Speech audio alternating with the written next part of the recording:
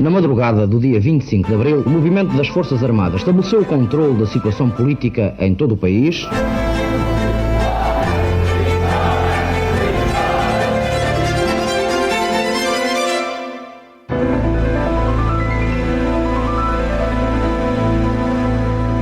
Olá, bem-vindos a mais um episódio de A História Repete-se, com Henrique Monteiro.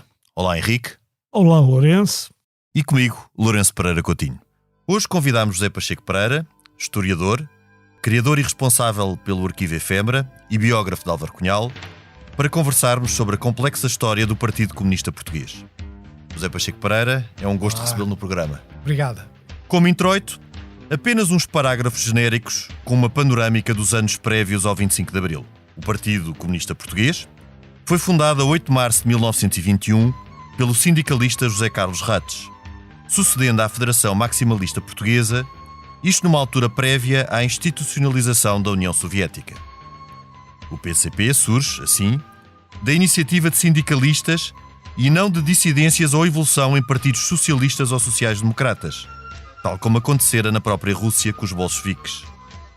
Durante a Primeira República, o PCP foi praticamente inexpressivo, navegando sob a liderança errática de José Carlos Rates. A ditadura militar não teve, pois, dificuldade em anulá-lo e legalizá-lo, assim como, note-se, à Confederação Geral do Trabalho, o que aconteceu após a tentativa do golpe republicano de fevereiro de 1927. Em 1929, os comunistas elegeram um novo secretário-geral, Bento Gonçalves. Apesar de bastante condicionado, o partido publicou a partir de 1931 o jornal Avante e teve participação ativa na greve nacional de 18 de janeiro de 1934, organizada contra a Constituição de 1933 e o Estatuto do Trabalho Nacional. No ano seguinte, a Polícia do Estado Novo conseguiu prender a quase totalidade do secretariado do PCP, isto numa altura prévia ao início da Guerra Civil Espanhola. A partir de 1936, os presos políticos comunistas começaram a chegar ao Tarrafal. Paradoxalmente, o Tarrafal foi crucial para a reorganização comunista. Ali, formou-se a Organização Comunista Prisional do Tarrafal, que teve papel decisivo na refundação do partido a partir do ano de 1941.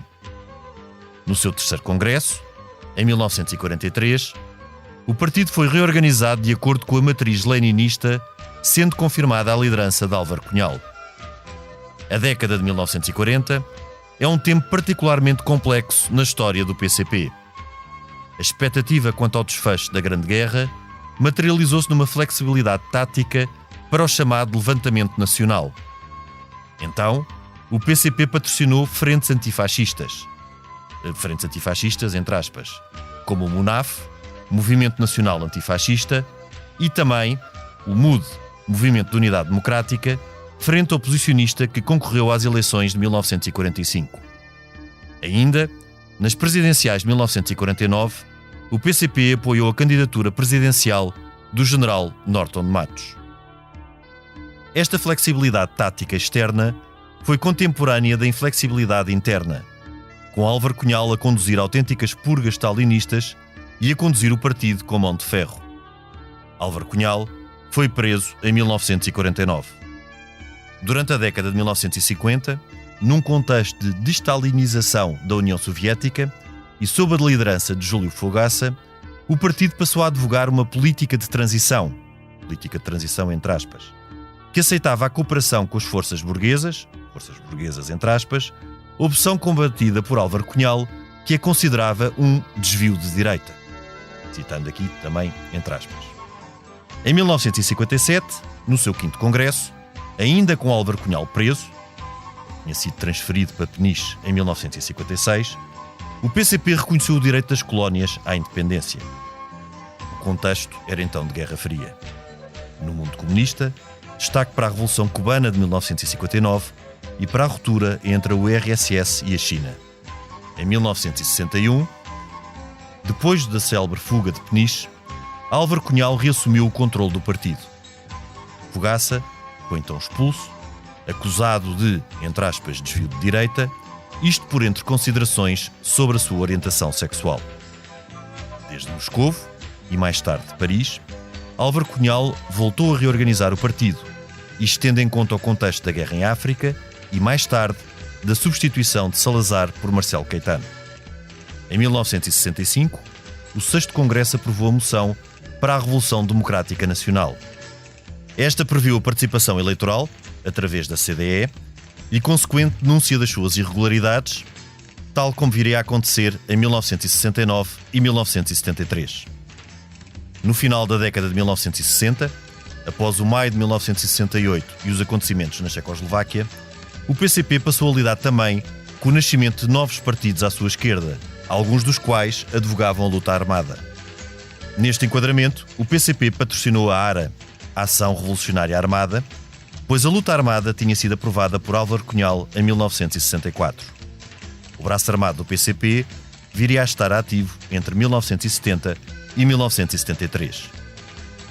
Nas vésperas do 25 de Abril, o PCP continuava a advogar o levantamento nacional como forma de derrubar o regime. O PCP concorreu às eleições de 1973 através da CDE, desistindo antes destas, e era de longe a estrutura oposicionista mais organizada, tendo também alguns oficiais infiltrados no MFA, mas estava longe de ter o seu controle. Será, pois, que o golpe militar do 25 de Abril terá apanhado o partido de surpresa? Este podcast Expresso é só um de muitos que pode ouvir no site do Expresso ou na sua plataforma preferida. Histórias inspiradoras, os debates que importam, entrevistas exclusivas. Da cultura à política, da economia ao humor. Ouça onde e quando quiser. Fica a par das últimas novidades em expresso.pt/podcasts e nas nossas redes sociais. Expresso. Liberdade para pensar.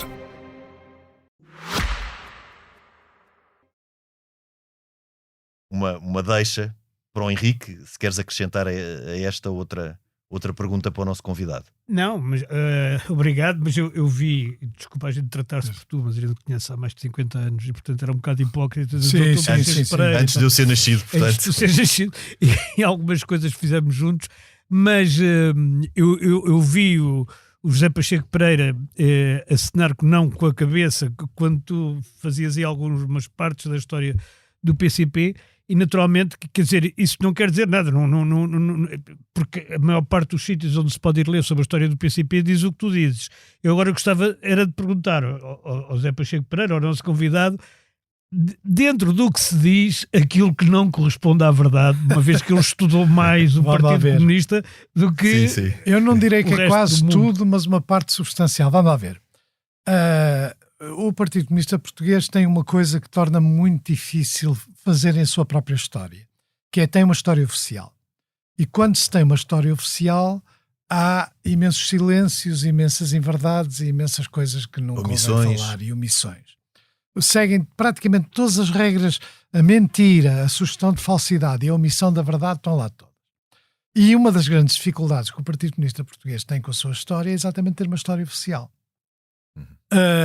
E a isso se soma um grande sucesso da ditadura e do Estado Novo e da censura, que foi criar uma enorme ruptura da memória em relação a períodos do passado.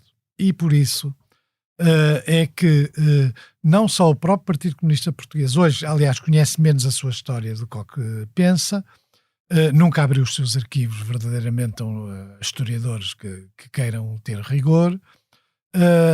E depois há toda uma segunda história criada em grande parte até por jornalistas, verdade seja dita, que pretende, em alguns casos, corrigir a história oficial, mas depois é muito pouco rigorosa em relação a muitas coisas. Eu dou-lhe um exemplo. 1921, fundação do Partido Comunista Português. Na verdade, o Ratos não tem um papel fundamental na fundação, só tem a partir de 1923, e depois mais tarde, quando o delegado da Internacional Comunista, Humbert Rose, passa um conflito interior entre o José de Sousa e o Carlos Ratos, escolhe o Ratos. E o Humbert Rose é o controleiro durante grande parte do período da Primeira República do PC. Mas, na verdade, há o impacto da Revolução Russa, que é o caso da Bandeira Vermelha e a Federação Maximalista Portuguesa. Aliás, o termo maximalista é interessante, foi usado, aliás, em vários países da Europa. Levava a Revolução ao máximo. Usou-se em Itália, por exemplo. Exato. Mas este impacto inicial é um impacto essencialmente sobre uma composição ideológica de anarquistas, anarcossindicalistas, sindicalistas revolucionários, que também não é rigorosamente. Isso porque o socialismo e a social-democracia eram inexpressivos, praticamente inexpressivos. Não, o Partido Socialista também teve um pequeno papel. Por exemplo, em Coimbra, há um setor do Partido Socialista que adere ao PCP. O primeiro jornal do Partido Comunista Português foi escrito em Esperanto, por exemplo. Diz-se comunista ou esperantista. Quem é que faz realmente o Partido Comunista Português em 1921? É um conjunto de pessoas ligadas a profissões de serviços, empregados de escritório, empregados de comércio, que tinham alguns intelectuais também associados. Estudantes de Coimbra. Sim, mas há uma razão para que isso aconteça, que aliás existe. Isto hoje parece completamente bizarro. Qual era a teorização para criar o Partido Comunista Português num meio essencialmente anarquista? A CGT organizava os trabalhadores manuais e o Partido Comunista iria organizar os trabalhadores de serviços e os trabalhadores intelectuais. É uma das primeiras justificações para se fazer o Partido Comunista. E no primeiro congresso não há praticamente nenhuma ideia daquilo que nós podemos chamar o leninismo, nem o comunismo. E só, aliás, no Partido Comunista Português só aparece com a chamada bolchevização do partido no período final da década de 20 e início da década de 30, com muitas dificuldades. Com Bento Gonçalves. Com Bento Gonçalves e com o início da ida à União Soviética de uma série de militantes e também do reforço das relações com o Internacional Comunista. O nome original do Partido Comunista é Partido Comunista Português SPIC, Era Secção Portuguesa da Internacional Comunista. Aliás, o socialista também se chamava SPIO. Exatamente, Portuguesa da Internacional como Operária. a SFO em França, Pois, eram exatamente. secções, pronto. Portanto, não era um partido autónomo, era uma secção. E a grande dificuldade da Internacional Comunista era exatamente como é que moldava aquilo às regras. E é o Humbert de Rose que chega cá e encontra um conflito entre jovens com origem no movimento sindicalista revolucionário, José de Sousa é o mais importante, e o Carlos Ratos, que representava uma espécie de republicanismo de esquerda, chamemos assim, que Radical. com quem, aliás, sempre Aliás, teve... as estruturas de base eram muito semelhantes às que foram as do PRP nos finais do século XIX. Sim, A esquerda democrática, com final... quem o PC concorre a eleições junto. Exato. Há ali um período... E, Portanto, a ideia era jogar o jogo da Primeira República e concorrer também a eleições. A ideia é esta. Em 1918, 1921, 1923, a ideia é esta. A revolução é inevitável. Principalmente depois da Primeira Guerra Mundial. E se a revolução é inevitável, o Ratos até tem uma coisa interessante. Se é preciso para nós caminharmos para o bolchevismo um Lenin português, eu ofereço-me para o cargo de Lenin. A ideia é, isto é inevitável e pode ser feito de forma pacífica. Nos textos do Ratos, ele aliás tem um livro muito interessante, tem os decretos que um governo revolucionário deveria... Mas fazendo de forma pacífica seria por um levantamento nacional? Não, seria por uma aceitação da burguesia de que isto era inevitável. Que era para distribuir tudo. Era um bocado assim, era inevitável. E, portanto, como se estava a dar na Alemanha, estava-se a dar na Hungria, estava-se a dar em Itália, estava-se por todo lado, havia de cá chegar. Era o historicismo havia de cá era chegar. aquela coisa da inevitabilidade histórica. Havia de cá determinismo. chegar. E se cá chegasse, eles estavam prontos para assumir o poder. É evidente que isto não tem nada de leninismo, nem tem nada de coisa. Mas, portanto, são estas as ideias que circulam. Era quase um comunismo utópico na forma de... É isso, é mais um ultra-radicalismo republicano com a ideia de que isto correspondia ao maximalismo da Revolução Russa. Quer dizer, eles nunca tinham lido o que fazer, por exemplo, do Lenin. Não, eles não tinham lido quase nada. Pois, que era as primeiras edições. Pois, nem o Marx. Há um célebre livro do Abel Botelho que conta a história de um operário que vai falar à fábrica e diz: esta noite li o Capital. Esta noite li o Capital. Portanto, havia muito pouco conhecimento das ideias de Lenin, que só aparecem depois quando aparecem algumas editoras, ainda na Primeira República, no Porto, por exemplo, que publicam o imperialismo, o último estado do capitalismo, publicam uma série de textos sobre a Revolução Russa, Mas o desconhecimento era muito grande. Aliás, isso acompanha e atravessa toda esta primeira fase até 35, não é? Em bom rigor, até ao início da década de 40. A história do Partido Comunista tem uma coisa que é fácil. Tem uma coisa complicada, é que está cheia de mentiras, omissões, falsidades. O que é fácil é que ela muda década a década. Pois. De 1921, ou até se quisermos, de 1918. É aquela história de Stalin que o passado é imprevisível, de certa forma. Sim. E a primeira década... Sujeito a ser reescrito. A primeira década aquilo tem muito pouco de comunista. Embora pouco a pouco as coisas fossem ganhando outra dimensão. Começa a haver sindicatos que se afiliam na Internacional Sindical Vermelha, enquanto que os anarquistas estavam e os sindicalistas estavam organizados na Internacional de Berlim. É um célebre manifesto, Berlim versus Moscovo, Berlim contra Moscovo e tal. Portanto, esse primeiro período tem muito pouco de leninismo. No início da década de 30, há outros controleiros que cá vêm, gente que vem de Espanha, o Codovilla, por exemplo, controlavam normalmente os partidos comunistas da América Latina e Portugal, Espanha e Itália. Sendo que em Espanha, depois na Segunda República, teve uma influência... Mais tarde. Portanto, aqui estamos a falar do início da década de 30.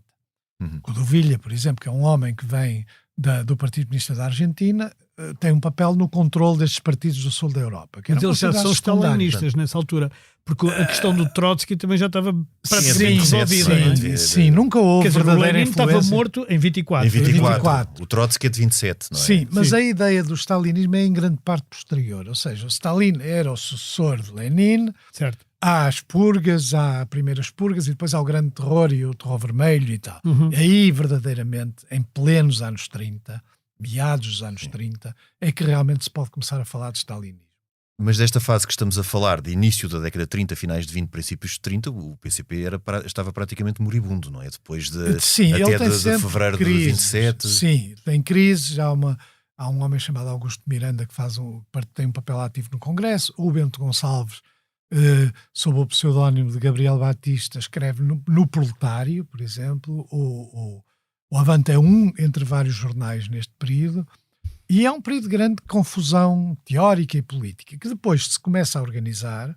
Há a prisão do secretariado, como referiu, se começa a organizar em termos próximos de um partido comunista, principalmente com o Paulo de Oliveira, o Pavel.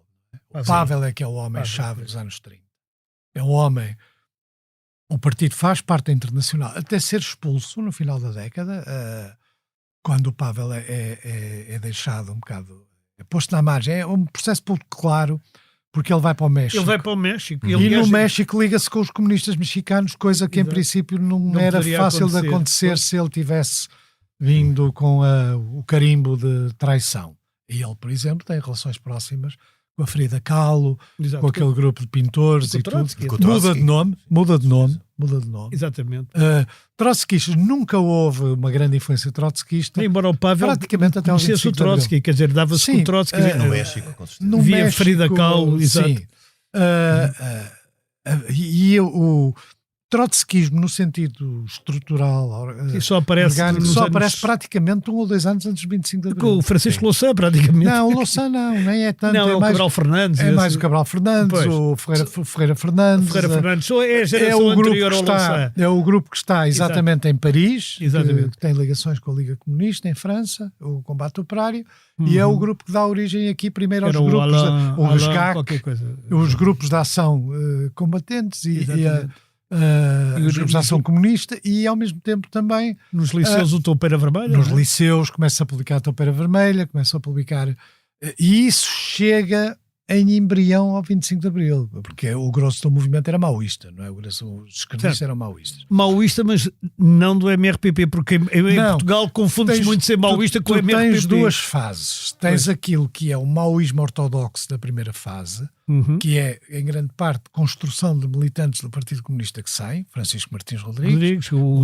João Polido Valente, como em França,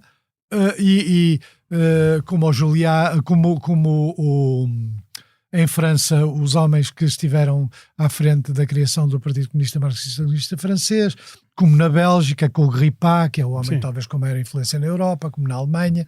Esses homens eram antigos funcionários do PC e seguem a linha chinesa, que é essencialmente criticar as ideias sobre a guerra e a paz do Partido Comunista da União Soviética. E, portanto, essa é que é a grande fratura. E depois há uma segunda fase, aquilo que os franceses chamam Maus-Pontex, que é Cause du Peuple, e o MRPP, e o Grito do Povo.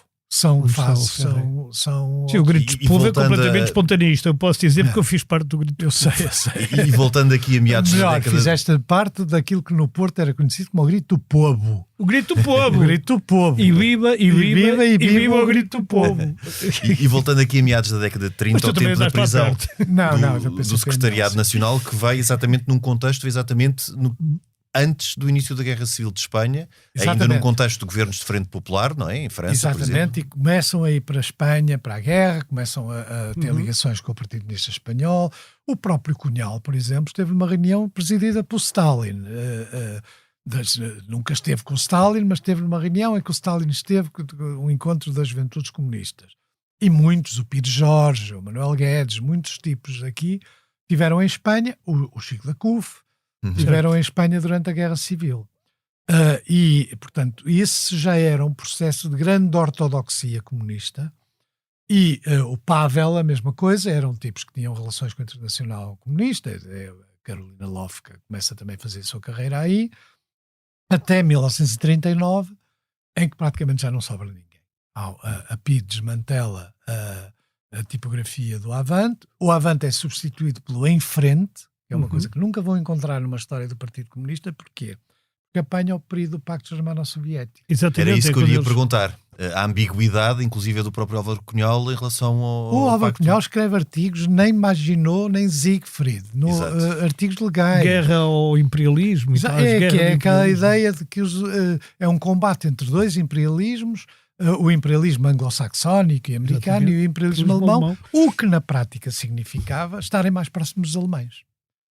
E isso nota-se na ambiguidade de alguns artigos quando os alemães venceram a França e ocuparam Paris. Aliás, a própria resistência francesa começa com os gaullistas e só mais tarde é que os comunistas, sim. vão. É depois da invasão da União Soviética. Mas eles pediram autorização para publicar o L'Humanité em França, e na Dinamarca publicaram o Jornal do Partido Comunista sobre a ocupação alemã.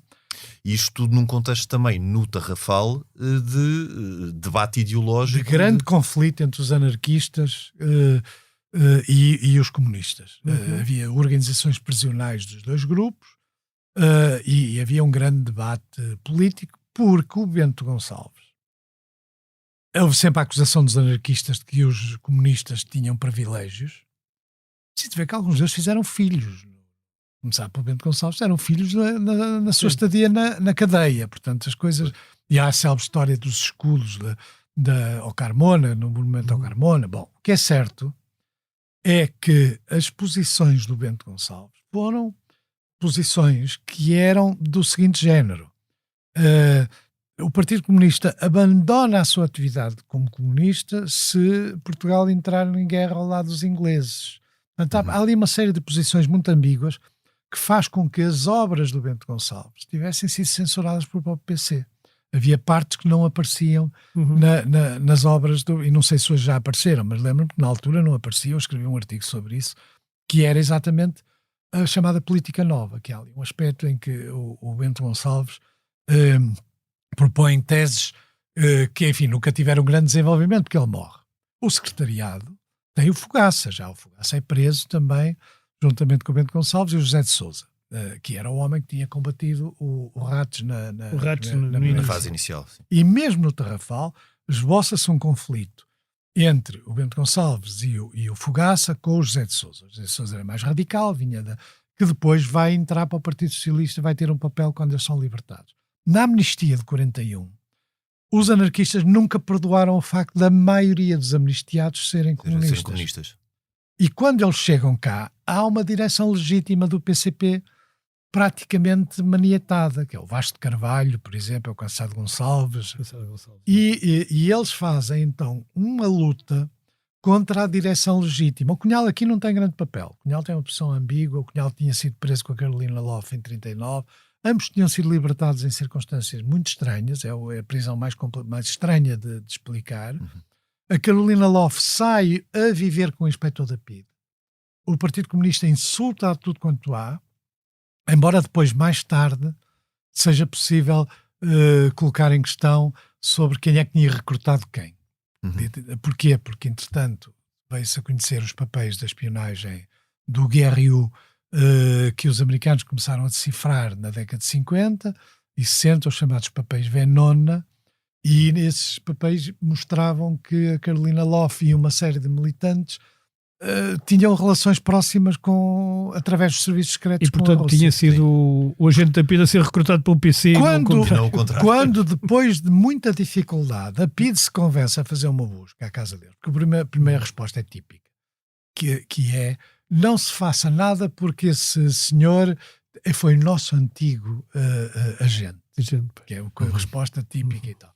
Quando fazem uma busca, encontram de facto um conjunto de propaganda soviética e um conjunto de elementos que mostram, por exemplo, ele tinha uma loja, o inspetor que vivia com ela, tinha uma loja de passaportes. E eles descobriram que os carimbos da PIDE tinham sido todos roubados para a loja de passaportes. Ora, uma loja de passaportes é uma coisa fundamental para as viagens ao estrangeiro. Portanto, é uma história...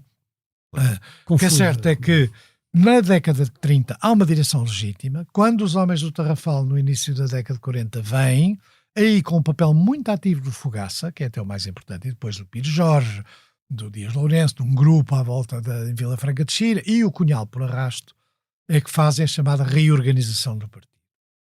E, portanto, a história oficial... depois emerge entre 41 e 43 como... Emerge porquê? Porque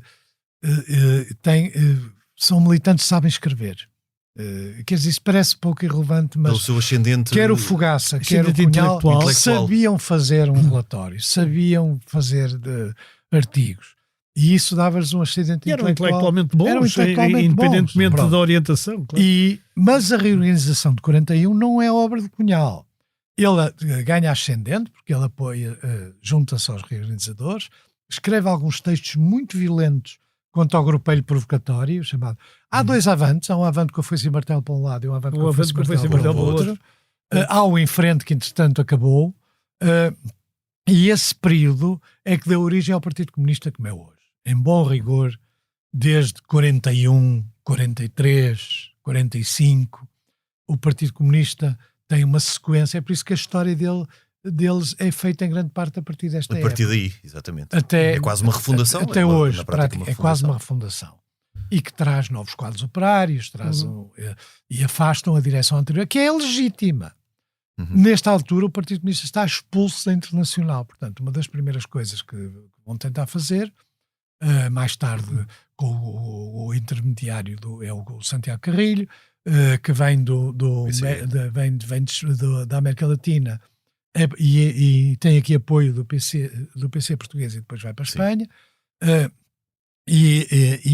É nessa altura então que se retomam as relações. O Cunhal vai à Jugoslávia e depois tem encontros com Andropov. O Cunhal já doente e já com dificuldades de leitura, o médico dele perguntou-lhe o que é que ele achava da biografia. E o Cunhal tem uma resposta muito interessante. Esse sacana sabe mais da minha vida do que eu. O sacana eras tu, portanto. O sacana era eu. E tem uma certa razão de ser, porque de facto havia coisas que ele nunca tinha sabido. Por exemplo, ele tem uma reunião com o Suslov, nesta época. Ele sabe o que disse e ele sabe o que o Suslov disse, mas não sabe o relatório do Suslov. E eu apanhei aquele período de caos nos arquivos soviéticos e arranjei muitas dessas coisas. Portanto, na verdade, havia muita coisa que ele... Mas ele que consegue o que o Partido Comunista volta a ser reconhecido na altura pelo Comintern. Ele consegue, já, o Comiforme. Comiforme, exato. O reconhecimento já é posterior a 45? Este é à volta dessa final da guerra. É a altura em que o Partido Comunista Português é mais forte. Não é o Partido Comunista Português que criou o MUNAF, embora tenha um papel relevante no MUNAF. E de todo não criou o MUD. O MUD é uma criação de setores republicanos, socialistas e tal. O Sérgio Cortesão, não sei o quê. Exatamente. Que o PC via com desconfiança. O MUNAF não. O MUNAF era clandestino, o MUD queria ser legal. E, portanto, há ali um período de... O Cunhal tem um papel no MUNAF, e o MUNAF tem um papel, o Partido Comunista tem um papel no MUNAF, no MUD menos. Tem mais tarde no MUD juvenil.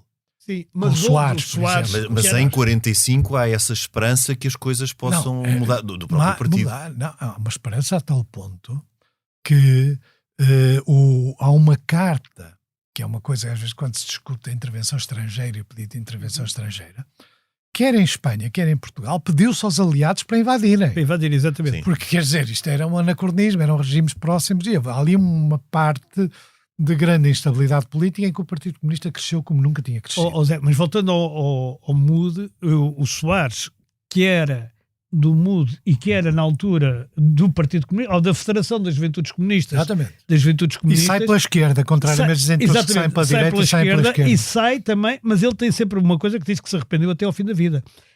Ele foi secretário do Norton de Matos e ele nunca disse, por ordens E do o PC partido... obrigou-o a dizer. Exatamente. Não, o PC... Primeiro, o PC disse-lhe tens que ir dizer ao Norton de Matos que és o delegado do PC na Exatamente. candidatura.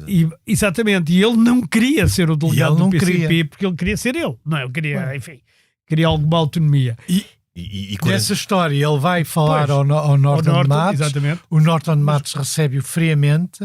E depois aconteceu uma coisa que aconteceu mais tarde com a Zita Seabra, que é quando voltou de tarde já não tinha nada. Quer dizer, já tinham mudado as coisas todas. Está acontecendo isso no estando- PCP. E este ano de 49 é importante não só pela candidatura do general Norton de Matos, como pela prisão do Álvaro Do Cunhal. Cunhal, não só do Cunhal. E o desmantelamento, vamos lá ver, estamos no início da Guerra Fria. Enquanto que o Partido Comunista beneficiou muito do período do pós-guerra, Certo. célebres manifestações em que as pessoas levavam a bandeira. O pau da bandeira. Levavam só. o pau da bandeira E era soviética. viva os Estados Unidos, viva a Inglaterra, viva a França e viva os outros. E viva os Que outros. era só com o Exatamente. pau da Portanto, é bandeira. um período de grande influência do Partido Comunista e ao mesmo tempo é um período de retração da repressão. Não é, quer dizer que não existisse uma Pois, retração. porque o Salazar Sim, aí também tem medo. estava a ver tem- que- tem- Exato. como é que Exatamente. paravam as Pois, como é modas. que paravam as Exatamente. modas. Isso muda com a Guerra Fria, claramente, e portanto já há um ambiente de hostilidade e de divisão entre o próprio Partido Comunista e o resto da oposição. Ainda com Stalin na URSS. Sim, o Stalin até. O Stalin está até até 53. 53, Sim, o problema de novo, aqui, para o caso português, quem conta é o Cominform e depois, mais tarde, o Departamento Internacional do Partido Comunista da União Soviética. E aí começa a sucessão de purgas no movimento comunista internacional que o PC acompanha com grande renitência do Cunhal, o caso dos jugoslavos, por exemplo. Certo, do Tito. O Cunhal sempre teve simpatia por experiências como a jugoslava e a checa.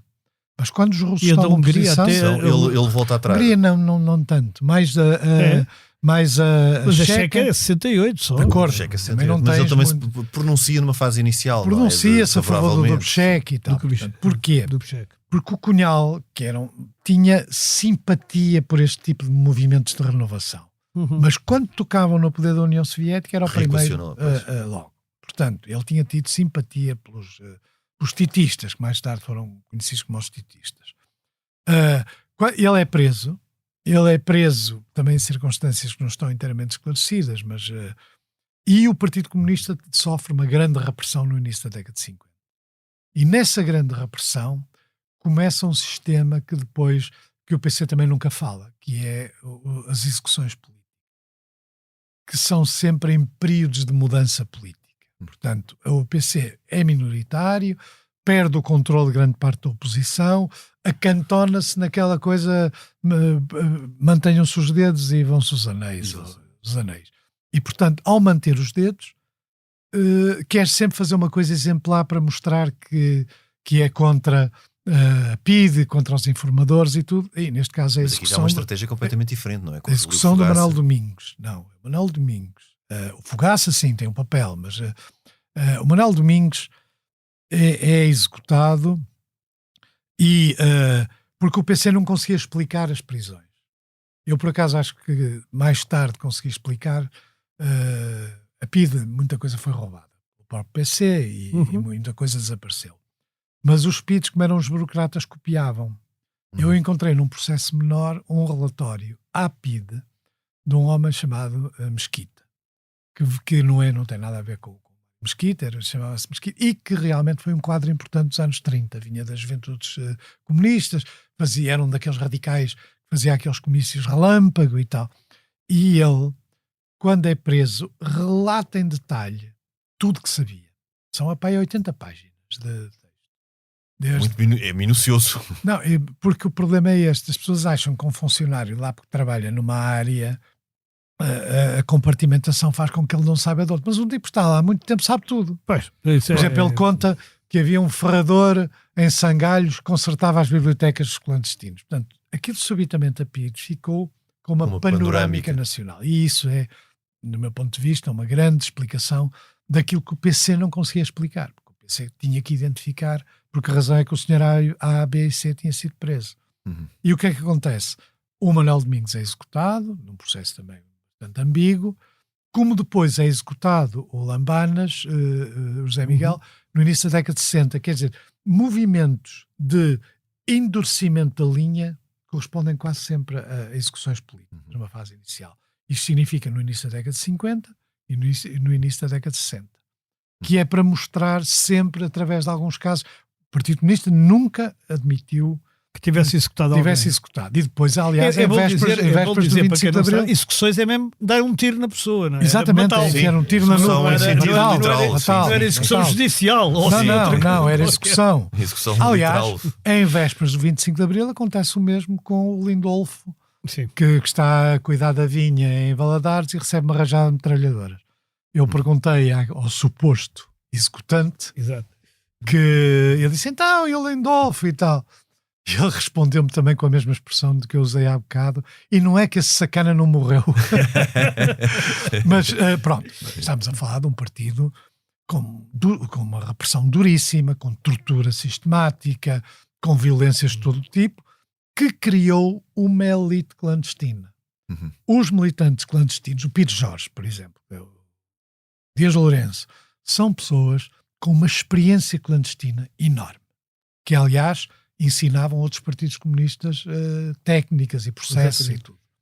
E acima de tudo tinha uma característica muito interessante, que o Cunhal também naquele livro, Se Fores Preso Camarada, refere.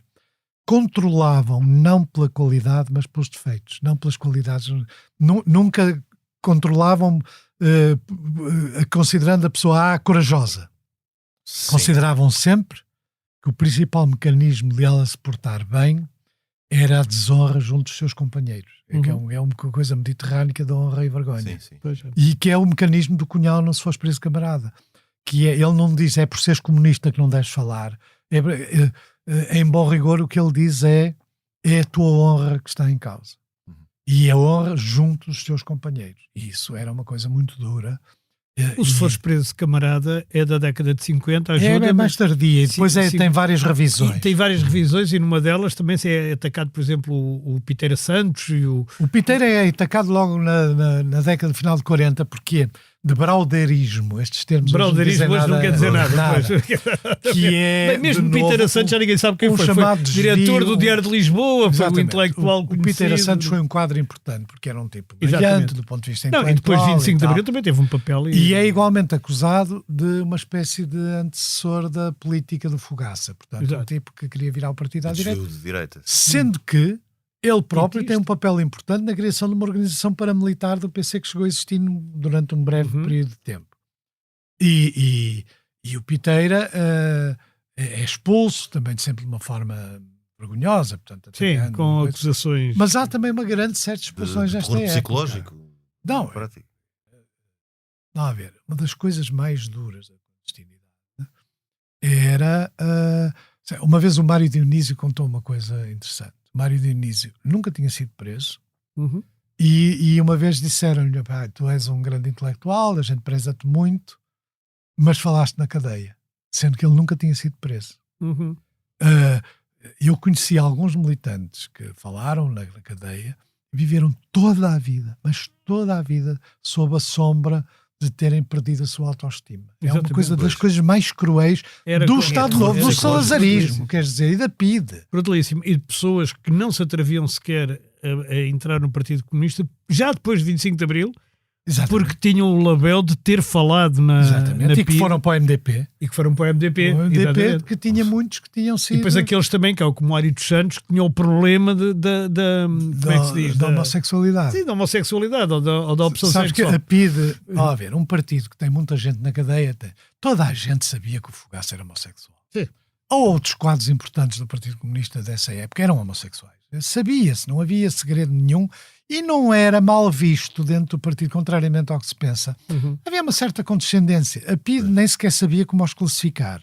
Por exemplo, homens sexuais. Por exemplo, era uma da classificação que a PIDE usava. Agora, quando havia um problema de dissidência política, a homossexualidade era uma agravante. Mas não havia... E como depois, mais tarde, algumas militantes de sexo feminino eram lésbicas e, portanto, ou eram prostitutas. Claro. Não, mas isso prostitutas era a classificação que foi usada num texto do Cunhal. Exatamente. Para um conjunto de mulheres que tinham sido expulsas na década de 40. Esses textos de expulsão são das coisas mais vergonhosas que e são cruéis. São cruéis. Agora, portanto, isto é uma história... Mas voltando aqui a centrar-nos neste período da prisão do Cunhal, que em 56 passa para Peniche, não é? Referido para Peniche, e em que, pelo menos do que eu sei que é pouco da história do PCP e não tem esta parte tão complexa, o Fogaça toma conta do partido e inicia o tal desvio de direita, ao mesmo tempo declarando em 57 no Congresso que apoia a luta pela independência. Sim, vá lá ver. Nós estamos em 56, as coisas vêm da União Soviética. É o 20º Congresso, é a denúncia de Stalin, e portanto a transposição que ele faz, exatamente, a transposição que ele faz para Portugal do culto de personalidade é o Cunhal e o Bento Gonçalves. E há de facto um desvio à direita, é a unidade de todos os portugueses honrados, mas é a linha soviética também. O Cunhal está em Peniche, é muito interessante. Ele tem um livro sobre a sua experiência prisional, que é um livro muito interessante, porque o Cunhal não perde uma simpatia muito embrionária pelo aspecto do anarquismo social. Porque ele lida com ladrões, com violadores, e nos textos que ele escreve na Estrela de Sete Pontos, revela simpatia. Como eles são vítimas da sociedade, e isto é uma coisa muito comum numa certa simpatia pela marginalidade, até pelo crime, quando se pode dizer que essas pessoas foram vítimas da sociedade. Em Peniche, à medida eles são informados pelas levas de funcionários que são presos, e começa a haver uma enorme preocupação sobre a política do Partido Comunista Português. E há depois um grande momento que é a campanha do Delgado. A campanha do Delgado, que o PC não apoiou no início, era o chamado General Coca-Cola. General Coca-Cola, havia pichagens do General Coca-Cola, amigos americanos, e a uma dada altura, o Pato aí tem um papel importante, quando o Delgado chega ao Porto, tem a população na rua. Os grandes comícios da oposição são no Porto. Exatamente. É o do Norton de Matos e é a chegada do Delgado. E nessa altura o Pato, eu li com muita dificuldade, porque aquilo dava tudo misturado, as folhas, as notas do Pato, e o Pato diz: meus amigos, deixem lá o Arlindo Vicente. É este homem que temos que apoiar. E o Arlindo Vicente não queria desistir, aquilo não foi fácil. E a partir daí, a campanha de Humberto Delgado, que era de facto uma espécie de tipo da América Latina, autoritário, caudilho latino-americano, desse género, mudou tudo. Mudou tudo porque criou um surto depois de um período de grande recessão, provocado pela Guerra Fria e por outros processos. E, portanto, a partir daí há de novo um grande crescimento do Partido Comunista, que depois os soviéticos apoiam, começa o processo de preparação da rádio, que depois continuou nos anos 60, na Roménia. E o apoio dos argelinos no quadro da luta anticolonial. Há alguma controvérsia sobre a questão dos movimentos de libertação. O Partido Comunista tinha criado partidos comunistas nas colónias. Havia um Partido Comunista de Angola e um Partido Comunista em Moçambique, e alheios aos movimentos de libertação. No entanto, no caso de Angola, alguns dos fundadores, como a Lúcio Lara e outros, tinham estado no Partido Comunista e passaram para o MPLA. Mas, a uma dada altura, esses partidos são extintos, e havia o problema de como é que nós nos organizamos para apoiar os recém-nascidos. E a primeira tese é que a libertação das colónias depende, em primeiro lugar, da queda do fascismo em Portugal. É a tese. E, portanto, não dava autonomia aos movimentos de libertação, coisa que, evidentemente, começou a gerar muito mal-estar. Sei lá, delegações que iam aos encontros da juventude em Moscovo, por exemplo, exigiram ir com a bandeira própria e não ir na delegação portuguesa. Começou a haver conflitos desse género. A primeira transposição da linha, que vai ser a soviética e depois a do PC, é de facto no Congresso, quando o Jaime Serra traz um papel, mas se for ver o resto dos documentos do Congresso não está lá aquela linha, aquilo claramente veio de fora. E depois, a partir da década de 60, já não era possível manter aquela linha e então passou à linha de apoiar os movimentos de libertação, mantendo-os autónomos do Partido Comunista e não como secções, mais ou menos, coisas do Partido Comunista. Mas também não foi fácil este processo, até porque muitos militantes, principalmente no MPLA, mas também da primeira geração de Moçambique e da Guiné, tinham feito a sua formação no Partido Comunista Português, não é? Exato. Claro. Por exemplo, o Lúcio Lara participa no 5º Congresso. Eu, aliás, uma vez, falando com o Jaime Serra, que foi um tipo, aliás, muito corajoso, porque começou a falar. Sempre com alguma renitência, dizia, então, e o Lúcio Lara estava lá como delegado ao Congresso. E ele olhou para mim assim com ar e disse-me assim: num congresso do Partido Comunista não há delegados de outras organizações a participar no congresso. E ele disse: pois, isso é verdade, porque eu tinha as notas, salvo eu do Carlos Abu em inglês, tinha tirado notas e uma das notas tinha a intervenção do Lúcio Lara, o nosso partido, não sei o quê. Exato, então, bom, portanto, isto é sempre um movimento muito mais complexo. O Partido Comunista tem muita dificuldade em lidar com esta complexidade, mas foi assim que as coisas aconteceram. Nem em si a maioria destas coisas são de época, são de circunstâncias e é da história do movimento comunista. Na década de 60, o Partido Comunista acaba por ter outro problema, que é o conflito sino-soviético, a ascensão dos pró-chineses e depois dos maoístas, propriamente ditos, que, por exemplo, deram um rombo enorme na universidade. Exato. E no setor estudantil. Estamos a falar sobretudo em finais da década de 60. Estamos a falar 68. desde meados. Não, 65 já começa a rombo. E ao mesmo tempo há também um aspecto que vinha da campanha do Delgado. O Delgado, entretanto, exila-se, põe ordem, quer tomar conta da Argel, aquilo corre mal, quer tomar conta da oposição. O Partido Comunista não queria, e bem, porque o Delgado nem o Soares. Nem o Soares. Era errático. Mas tinha o Emílio Guerreiro e tinha assim outras pessoas. Sim, ele tinha o Emílio Guerreiro e tinha os tipos que o convenceram, daí a facilidade com que a PIDE o levou àquele encontro fatídico, que tem não sei quantos oficiais em Portugal. E tinha. Tinha alguns que tinham feito o golpe de Beja. O golpe de Beja, aquela coisa do Henrique Calvão, não é? Sim, mas ele zangou-se com o Galvão. Depois ele tem uma zanga enorme no exílio com o Galvão. O Galvão, ele também se zangou com toda a gente, também o Humberto Delgado. A vantagem do Arquivo Efêmero é que nós temos, por exemplo, a correspondência do Galvão com o Humberto Delgado na preparação do assalto ao Santa Maria. E eu leio aquilo e fico arrepiado. Os gajos não seguem nenhuma regra de segurança. Nenhuma. Estão a discutir a tomada de um navio conjuntamente com os espanhóis do drill. E de facto não tem cuidado. Pareceu quase crianças a brincar, não é? Mas essas coisas eram mais eficazes. Eu já contei isto aqui a propósito do Mário Soares. O Mário Soares tem com o Emílio Guerreiro uma discussão em Roma de tal forma violenta que a pessoa que estava a servir de mediador, que era o Vítor da Cunha Rego, que estava ilegal na Itália, saiu a meio. Porque teve medo de ser preso, que essa polícia era preso. O Guerreiro, nós já falámos o Guerreiro é um tipo muito ambíguo. A história a história do Guerreiro é muito ambíguo desde os anos 30, não é?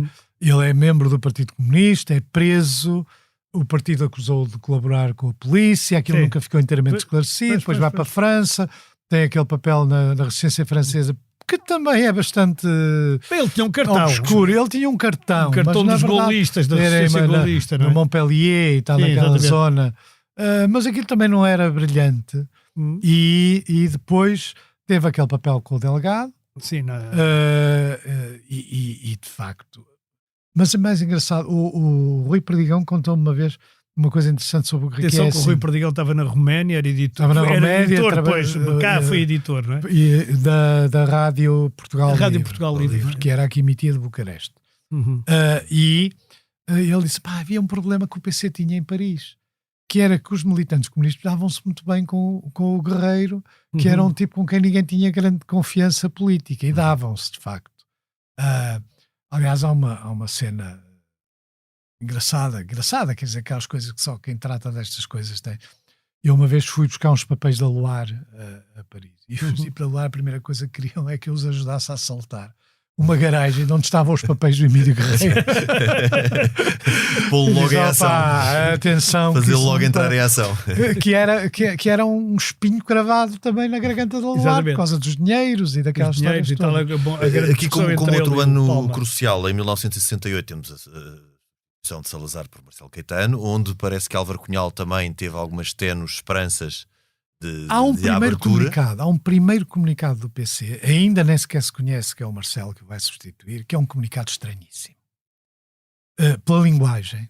Uhum. Eu, aliás, neste volume, que eu nunca mais acabo, eu trato disso em detalhe. Tu não tens medo de acabar a obra da tua vida? Quer dizer, é como aqueles artistas que acham que a última pincelada nunca deve ser dada, porque não.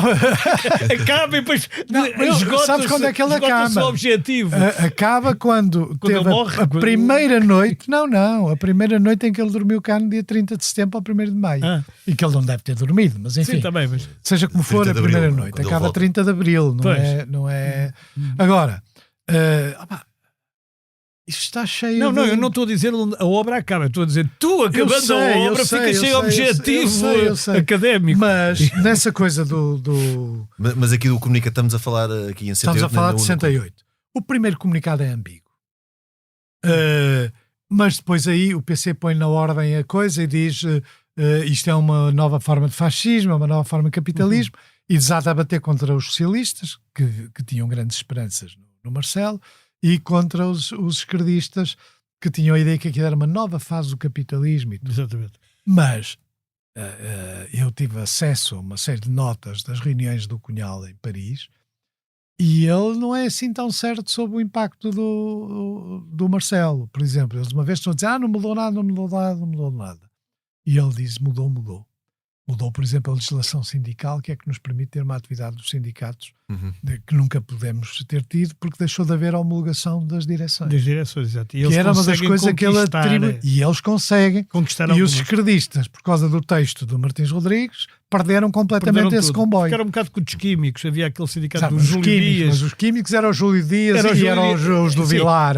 E conseguem fazer a CGTP, aliás, na altura. A Intersindical nasce... A Intersindical nasce como intersindical das reuniões entre... Das reuniões, que conhece vários períodos. Mas, enfim. E a ARA terá sido também uma resposta às temas. A ARA é uma coisa que o Cunhal quer fazer desde que sai da cadeia. Que é uma coisa que as pessoas... O Cunhal, quando sai da cadeia, se olharmos com os olhos... 61. 60, sim. Quando vai para Moscovo e começa a elaborar a crítica ao Fogaça, a crítica ao Fogaça é uma crítica à União Soviética.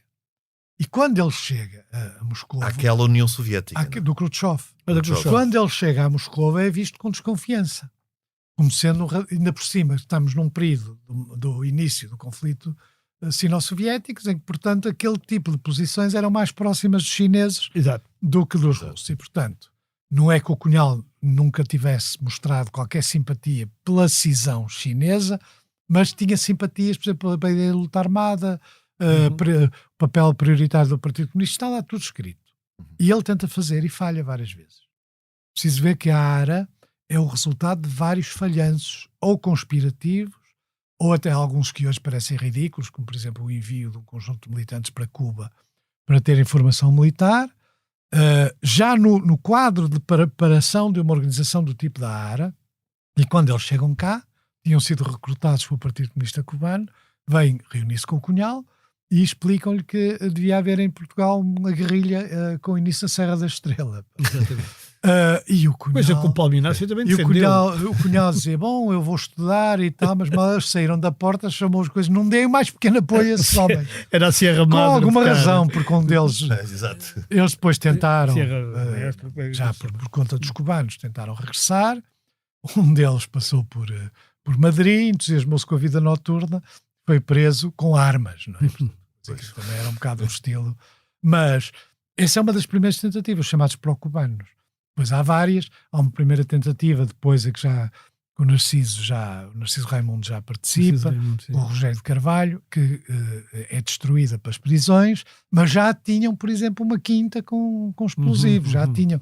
Portanto, aquilo, na realidade, a vontade do Cunhal. E depois é o Jaime Serra que acaba. Depois há o Serra. Acaba por ter algum sucesso. Aqui digamos. em 64, a mudança para o Brezhnev implicou Não, significou uma enorme ascensão do uma enorme Cunhal. ascensão do Cunhal. Por exemplo, gente como o Suslov, o Cunhal, por exemplo, o Carrilho conta uma coisa que é quando o Cunhal entrava numa reunião de partidos comunistas, era como se entrasse o Suslov. E o Suslov olha para o Cunhal sempre. A ideia de que o Cunhal está por conta dos soviéticos é sempre errada. O Cunhal pensa como os soviéticos. Essa é que é a diferença. E, portanto, era um homem de inteira confiança.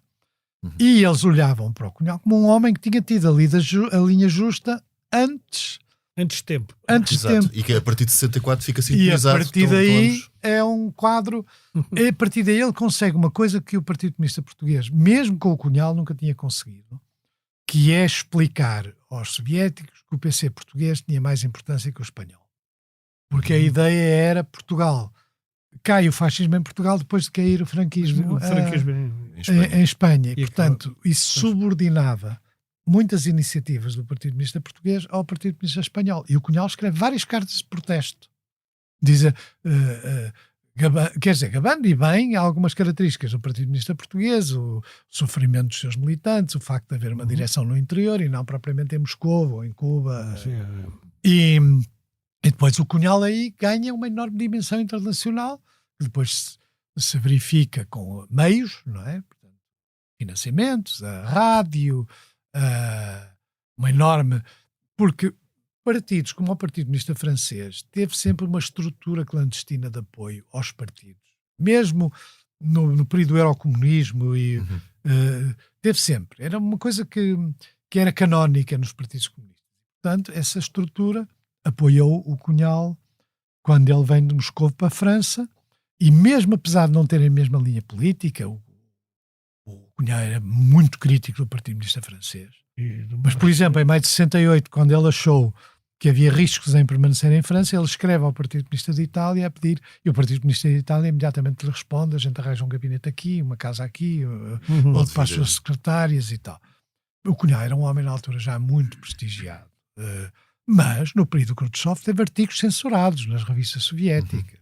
Porquê? Porque a linha do levantamento nacional armado, há bocado não referiu essa levantamento nacional armado, é uma linha que não correspondia às ideias do Khrushchev e àquele período, que era realmente, essencialmente, a transição pacífica. Exato. Portanto, o Cunhal, a partir daí, acaba por ter um papel importante em relação às colónias, aos movimentos de libertação e mesmo em relação ao movimento comunista internacional. Há, por exemplo, propostas de conferências internacionais. Na altura já não há Internacional Comunista, é o Departamento Internacional do Partido Comunista da União Soviética que controla, que faz o papel da internacional. E nessa altura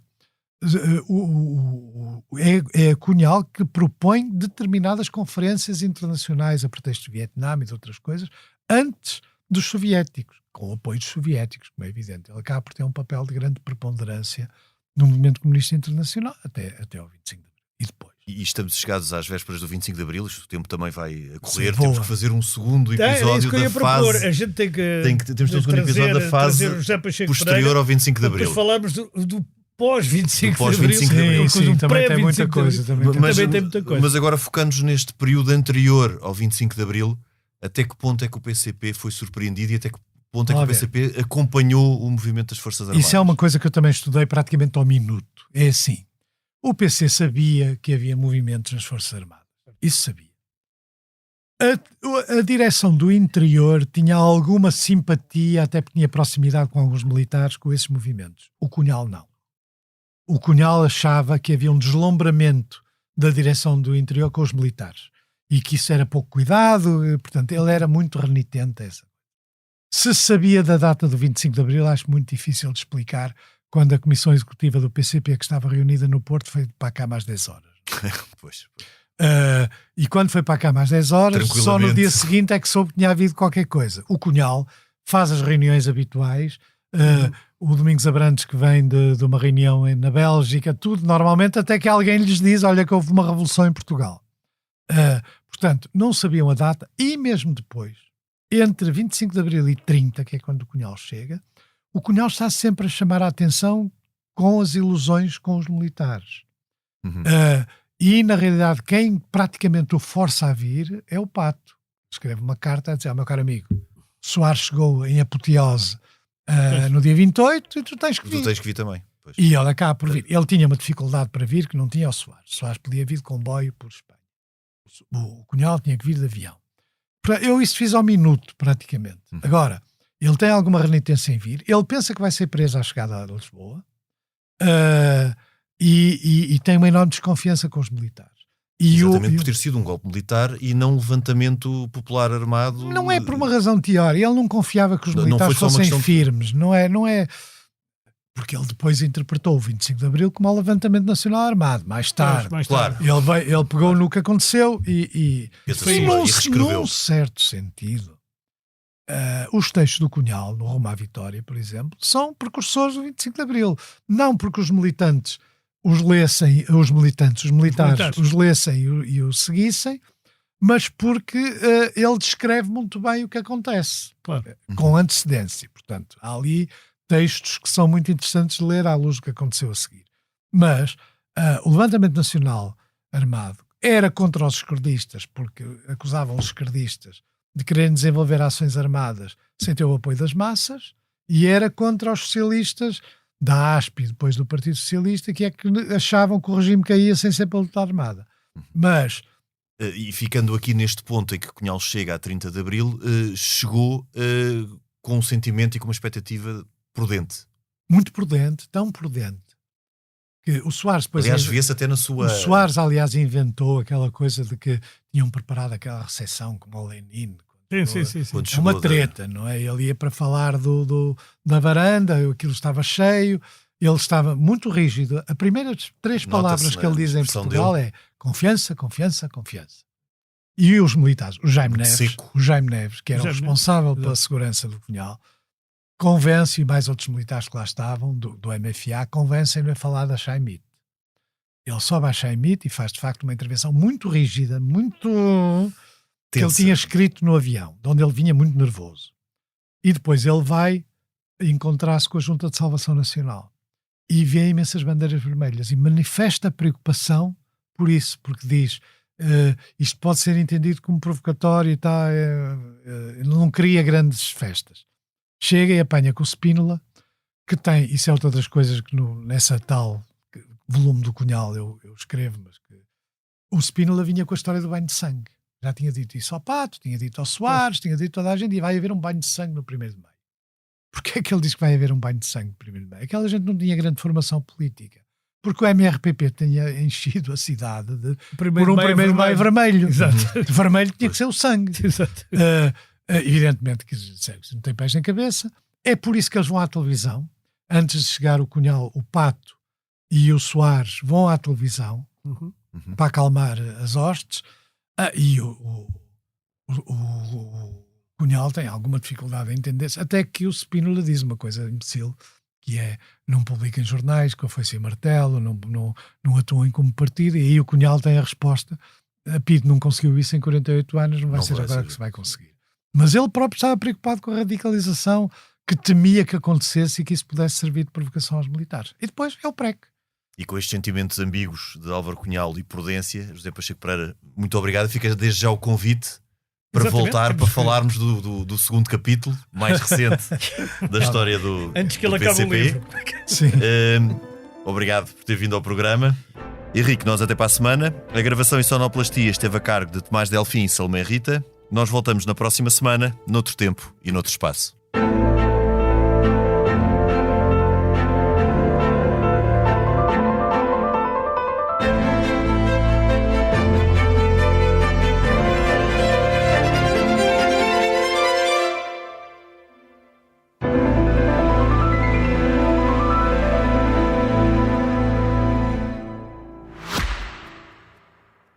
Este podcast Expresso é só um de muitos que pode ouvir no site do Expresso ou na sua plataforma preferida. Histórias inspiradoras, os debates que importam, entrevistas exclusivas. Da cultura à política, da economia ao humor.